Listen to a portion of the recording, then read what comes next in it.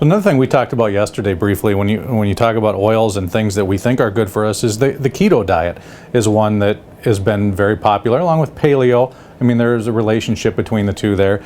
But you're more of a plant-based diet proponent. Can you explain your theories or beliefs between those? Yeah, and I want to be clear, I'm not advocating a fat-free diet, because every food, even an apple, has fat in it.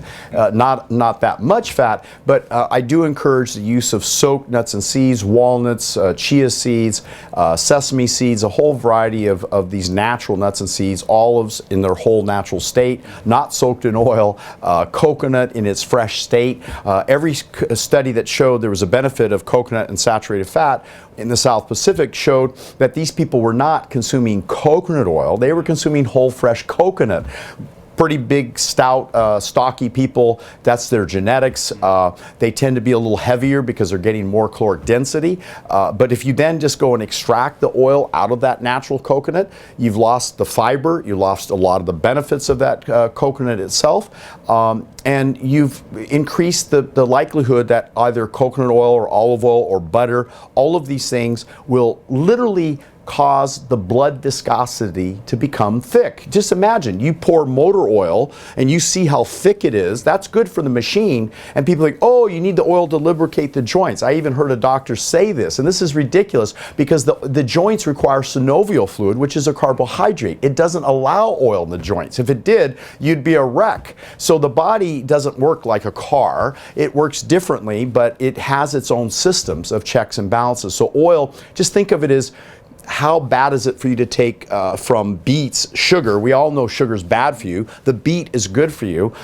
We know the sugar's processed. The same analogy holds. If you take olives or coconut, any of these natural whole foods, even corn, and you squeeze out all the oil out of 100 olives, 14 ears of corn to make 1 tablespoon of corn oil, all this concentration of oil might be okay for a therapeutic use, to rub on maybe a dry psoriatic area, or pulling through the mouth and spitting it out, but to go through your whole circulatory system, wrong idea. It doesn't work that way. Keto is not a good way to go. The body will not default to burning more fat just because you're eating more fat, just because you cut out carbohydrates. The body on 50 grams of carbohydrate a day is going to default. What is it going to burn? It can't burn fat efficiently until you become well trained in athletics. So the body will default to break down protein deaminization into glucose, and now you're sacrificing maybe some foreign protein circulating. Okay, that's okay, but when you get to the body proteins, or you walk up to a person on keto diet, their breath smells. It stinks.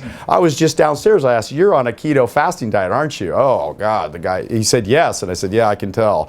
Please. And you know, because their byproduct is ketones, ammonia, all these byproducts, because the fat metabolism, the protein metabolism without glucose carbohydrate, which should come from the whole food, starch carbohydrate, fruits, vegetables, beans, and so forth, breaking down slowly, 2 calories per minute. We're not advocating people use fructose or separated sugars. That just rushes in too quickly.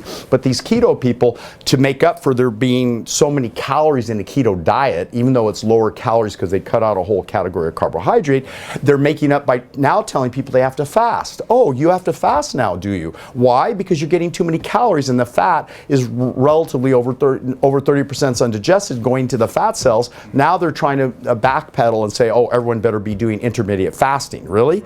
Well, there's a place for fasting. You know, I'm fine with, after you eat, you know, you're satisfied, have a big bowl of fibrous vegetables and fruit and so forth, and then, you know, you go to sleep and you wake up refreshed because you're not have a heavy stomach with meat and butter and fat, and waking up, you know, with your triglycerides high. You can't even do a blood test on a person on a keto diet without them fasting, but you put a person on a fibrous whole food without adding oils, and you get the fat from the nuts and seeds, the blood looks pristine under a microscope, as if they've been fasting. The blood is immaculate. There's a 30% improvement in blood flow to the brain on a plant-based oil-free diet with, again, it has its fats from the whole walnuts, nuts, and seeds, but you put a person on a keto diet, I see it right away under the microscope. If they're not fasting, you see the fat in the blood, you see the butter, the oil, the grease, unless they're on really low calories. Yeah, it might get away with not as much showing up under the microscope, but I look at it every day. There's no way you can lie to blood tests. It shows up. And we now know, the doctors agree,